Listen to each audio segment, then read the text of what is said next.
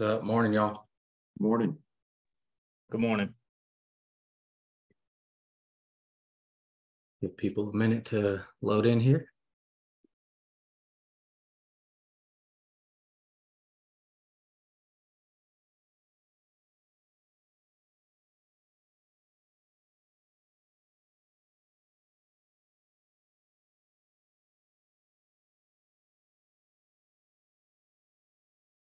There we go.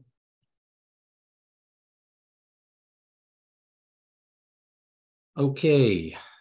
Everybody that's in here just, has an active lead order. So not surprised. Just so you guys know, I mean, we got like 13 folks on our team right now, but I kind of kicked like 3 to the curb just for non-contact. I don't even know why I'm telling you guys this. I'm super transparent with everything. And then I got like 2 other folks on our team, Ashley White, which is Jordan White's wife. And so she'll be starting with us soon. I mean, I just talked to her the other day, so she'll be popping in on here. And I got like another agent who's just waiting to place their first lead order, but I don't know if he knows how to work the Zoom calls, but what do you do? So today I'm going to talk about a couple of different things. I want to just show you guys a little bit about a lead journey. If you guys have any marketing backgrounds, you probably know some of this stuff, but this has kind of been my journey with digital as far as life insurance is concerned. When purchasing leads, most of my concerns, let me see. Oh, we got a veteran in here. Let's go. Kia, what's up? Kia's been with digital for a couple of years now. I think she's been with 2 years. So I'm even sharing these Zooms live, like on Instagram, YouTube, and stuff like that. So some people that might not be on our team might pop in here, but that's just to get, more folks on our team and stuff like that so that we can network with each other more and build each other as a team. That's my whole goal. So thanks for joining, Kia, as well. You're always welcome. I made some slides a while back. I had a course, it's called the Telesales Agent Accelerator, basically just combining what to expect on the phones. And so I'm going to share with you guys a slide for the outbound, and I'm going to share with you guys a slide for the inbound. So let me share my screen really quick here. And this will be real brief. I just want to touch on this real quick. So when we're talking outbound, right, this could be anybody from, an SEO lead, a form fill, someone who goes to a website, fills out their information, and then you're just calling out to them, right? So like a web lead that most of you guys are on web leads. That's what we're talking about here with these numbers. Ironically enough, I made this number out $15, but that's actually what the web leads cost. So it's a perfect example. What I would recommend starting out with these is no less than 75 leads per week. You guys have web leads now, and you already are probably dialing through your leads very quickly within the first few days, right? So we went through the statusing as well, and it's important, to keep those guys in your pipeline for as long as possible. I only status or disposition a lead if they tell me to F off or do not call. Other than that, you're getting a ring, okay? I'm going to call you because you just probably weren't in a good mood. But I say that to say this: if you're doing 75 a week, you're ensuring yourself to have enough data to call so that you can be successful. But if you're just dispositioning guys out quickly out of your CRMs, you're just going to run out of leads, right? And no one can be successful without leads. I mean, that's the number one priority, that we, have to have leads and people to talk to, okay? So try to get 75 per week on auto refill. 100's better, right? These leads should close about 8%, even the web leads that we're talking about here. And I've even thrown in a little bit for GI as well. So this doesn't include people that you'll contact and quote.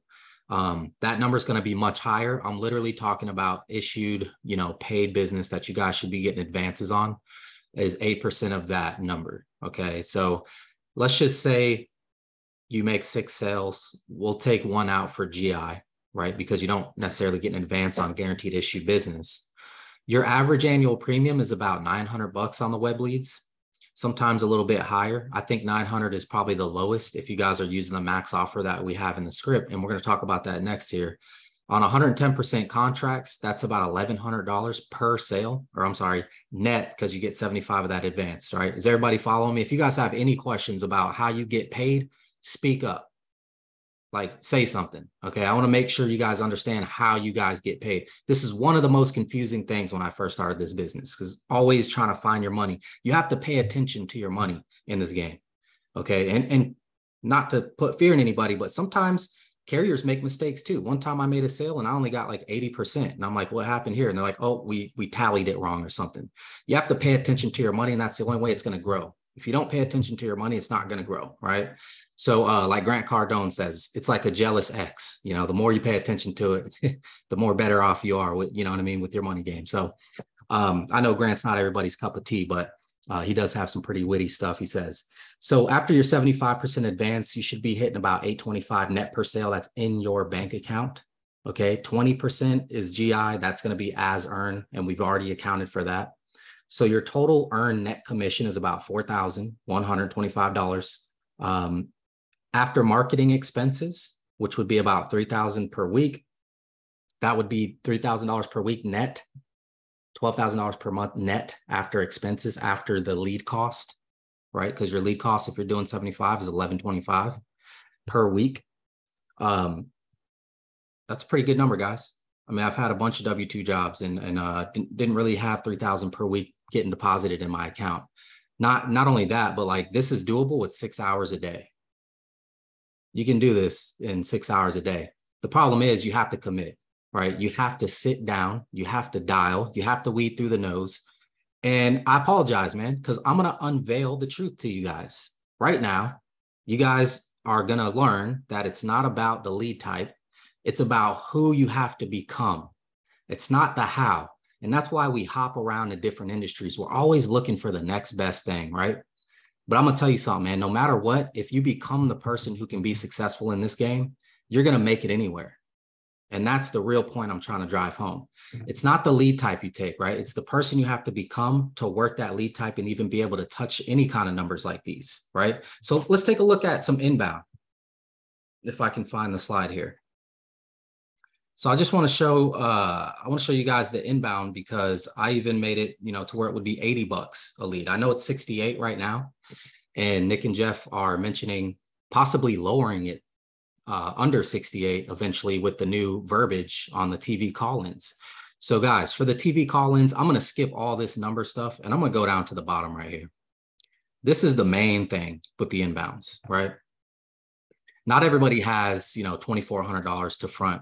And that's why a lot of us are starting on the web leads, right? Understandably, and that's what you should do. But just know your ROI may not be as good as an outbound lead, which is expected, right? Your biggest return is going to be your return on time. You can hop in a queue and take 5 leads a day and sell 2 of the 5 leads, like quick, very fast, you know, and you can do that every single day with less effort. And that's why inbound is very crucial for scaling. It's crucial for cash flow. And in my opinion, guys, this is going to be the ideal lead type for most agents. Okay. Most agents just want to log into a queue and just get straight to the conversation and skip the activity. I don't blame you. I really don't blame you. I'm just a psycho. I like to call out.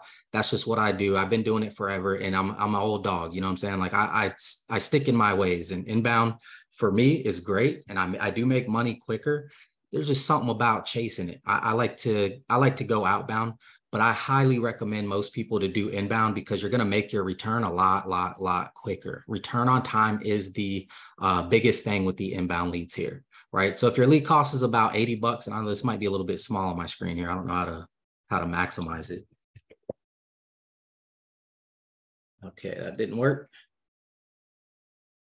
What am I doing wrong, guys? Anybody know how to full screen this slide here?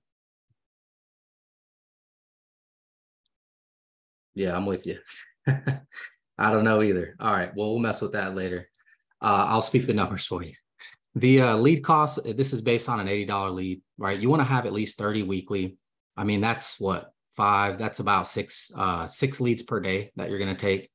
And you should close about 20% of that lead order, right? So 6 sales, 5 after counting for GI. Number should be the same. If you guys are closing You know, if you guys are making like 1 out of 5 guaranteed issue, that's expected. If you're like 3 out of 5 guaranteed issue, schedule a call with me because there's something going on with the underwriting. I mean, I've had agents, like new agents on board with me, and they make a ton of sales, but they're all guaranteed issue. And they're like, dude, it's just not working. I'm not getting paid. So I go and I look at his underwriting. His pitch is perfect. He's overcoming objections, killing it with rebuttals. All his business is guaranteed issue. His problem was he wasn't using FEX toolkits. He wasn't really studying the agent guide, but it was a quick fix. You know, it was just showing them how to underwrite properly. And just because someone has diabetes doesn't mean you go to AIG, right? Like they had high blood pressure. He's like, AIG. I'm like, no, dude, what are you doing? But anyways, you should have, you know, about 20% at most GI, maybe 10% is like what I experienced, like 1 out of every 10. The average AP is about 1,100. It's always going to be a bit higher on inbound because the intent is much stronger with someone who's calling in to the leads, right? And that's what we're paying for at the end of the day is the level of awareness of a lead. So that's about 1210 on a 110 contract. 75% of that advance is 907 net per sale.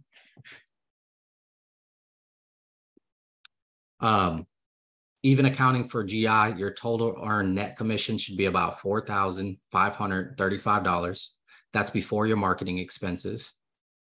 So you subtract the $2,400 that you paid for leads, right? Now, sometimes you'll get like lead credits and stuff like that. Sometimes I'm going to try to get you guys free leads. So this number might even be better, but your after marketing expense is just leads. And guys, FEX toolkits, whatever, throw it in, it's $15. CRM fee, $100. Let's just say 2,000 per week, right? No one's complaining with $2,000 per week with the minimum effort of your leads. That's, you know, 8,500 per month after expenses. Okay. Even $8,000 per month. That's over adjusting for expenses, but your return on time is where you're going to win with the inbound, right? So look, outbound, it's a little bit more. You're making a couple grand more, but the worth is in the work with outbound. Right? That's 75 leads per week. Guys, if you took 60 leads per week, double this number, right? 16,000. It's just a numbers game. All you have to do, again, is become the person who's going to win no matter what. Once you have your number, what do I mean by your number? Your closing percentage. How many leads does it take for you to close a deal? That's all you need to know. From there, you can scale. Sky is the limit, okay? It's very, very simple. A lot of us overthink things. We overanalyze things, but the worth is in the work, right? You have to do the work. Otherwise, you can know it, but it doesn't do anybody any good if you just know it. So I'm going to show you guys real quick. Let me stop the screen share. I'm going to talk about closing for a second here. This will help everybody out. Now, if you're following the script, let's see. There we go. I know how to maximize this one though. Let's see. There we go. All right. So if you guys are following the script, we've done like one-on-ones and you guys sound great. I mean, the people who are overcoming objections and stuff like that, I'm glad I got you guys on my team. There's not much I have to tell you guys about how to handle rebuttals. I don't know if you guys have experience or what, man, but a lot of you guys sound really good on the phones. The only problem that and it's not really a problem, it's just a quick fix that we have to work on and maybe pay attention to is the actual close here. And this was my biggest adjustment I had to make. That took me from like, you know, 5K a month to like 10K. It was a pretty substantial jump when I just started implementing this, is the closing statement. A lot of us will get so like into the sale and we'll just talk and they're like, yeah, I'm ready to go. But you're waiting for permission for them to sign up, right? We're waiting for them to tell us, dude, James, that sounds great. I love this plan. Travis, I'm ready to go. Sign me up. What do I sign? Noah, hey man, here's my social. Here's my banking. What else do I need to do? It's not going to happen, right? We have to move them into the application. Okay. We have to show them, paint a picture for them. And how you ask for the sale is going to be everything on all of your calls. Every single call, you're going to have to ask for a sale. Okay. So this is how we do it in the script. So I'm pretty sure I can get you approved with American Amicable, assuming that I can. Which plan is best for you and your budget to leave to Johnny, right? come up with your own close. I mean, if this doesn't flow off the tongue as natural as, you know, as you'd like it to, and maybe you guys can think of a better one-liner. Which one of these plans can you afford? Which one of these plans can fit your budget? And then come up with a closing transition to the application. What's the best, what's here it is. I'm sorry. So how do you want your name to appear on the policy, right? That's a close into the application, right? How do you spell your first name? You're assuming the sale. What I do is, great, I'm glad that can fit your budget. I just want to make sure I get this sent out to the right address. What address are we sending the policy to? That's how I close on every single one, right? Somebody sent me an email. I didn't even look at it. I saw the first part, which was the rebuttal. I think Travis, you sent it in. I didn't look at your rebuttal, but the objection that I saw, what to me was a transition to the application. Hey, I understand your son needs to look at it. Perfect. Well, I'm sure you guys would want to look at it in writing. What's a good address to send it to? Like, I use objections to close into the application. Like, that's what I do. I mean, I'm not talking, they know the benefits of it. They just don't trust you, right? So if you can at least get the fact that they want it and you can mail it to their house, yeah, you haven't gotten banking yet. You haven't gotten a social yet. You haven't gotten a true commitment yet, but that's a step in the right direction. So now we're away from the script and we're into the application. Does that make sense? Does everybody follow me there? I just want to make sure, because like if you guys don't think it works, maybe I can schedule a one-on-one with you or something. I'm going to show you guys a call where I do this here, but I just want to make sure that you guys know, even on inbound, you have to transition. You have to take them from their just state of like hesitancy, and maybe you bring them into like, yes, I definitely need to do this, but we're waiting for permission. We have to just go right into the application. So let me share with you guys. I'm going to have to share my screen again because I don't think I shared sound. But this is just a random call I pulled this morning. Let's see. So now I shared the sound. I got this lady. And this is going to be with American Amicable. So what I did was I quoted it the same way, just so you guys know. We do the max offer. So I gave her 3 options, and she's already committed to like a $60 plan or something like that. I asked her, hey, which one of these would fit your budget? And she goes, the $60 one. And so now I'm going to transition her into the application here. And they've been around since 1907. My bad. One more point. With American Amicable, I use like the terminal illness during the quote. I explain the riders and the terminal illness and stuff. So it kind of buttons up my close, and it gives them a little bit of excitement and that they made the right choice.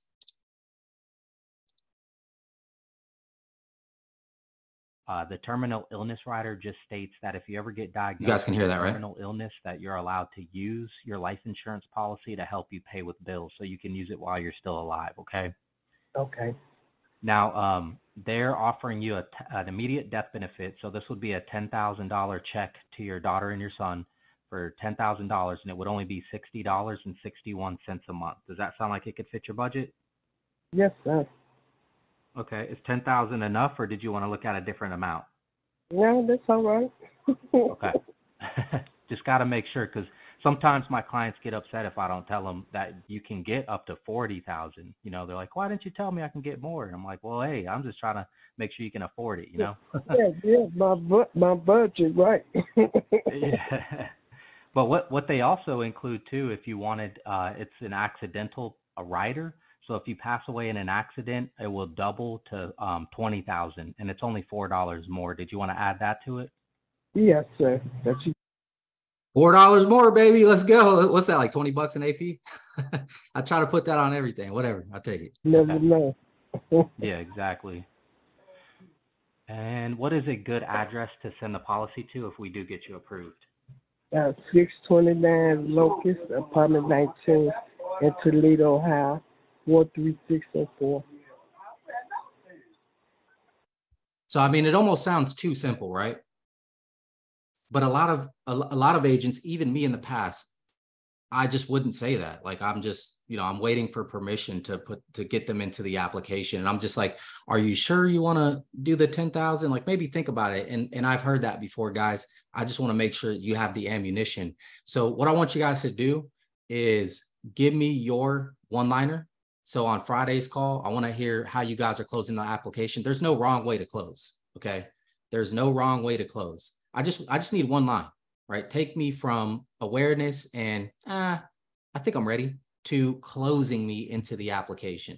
If I don't even know if we have something like that in the CRM, but that would actually be key. Let me go to example calls. So we have inbound, outbound, good tone, objection handling. So I promise you guys, I'm going to add, like, you guys are watching this live, we're going to add a closing thing here. And you're going to hear 100 different ways that you guys can close an application. Okay. And steal it. Anything you steal mine, take mine. Like, what's a good address to send the policy to? It works every time. Right. So any questions on that today, guys? Cool, man. Good deal. Travis, I seen you sent it through. Let me read your email and then I'll get back to you. Everybody have my link to the to my calendar as well. Noah, you good? Good. Okay, perfect. So I'm actually putting these on my YouTube channel going forward. So if anybody misses a huddle and you guys are subscribed to my channel, it's going to be it's actually a playlist. So it's a Monday, Wednesday, Friday playlist, and I'll just put the whole entire recording here on that channel. So that way you guys can check it out and not have to mess around with links and registration codes and all that. So if nobody has anything for me, man, I hope you guys have a blessed hump day. Let's get it. And I'll see you guys on Friday. Take care.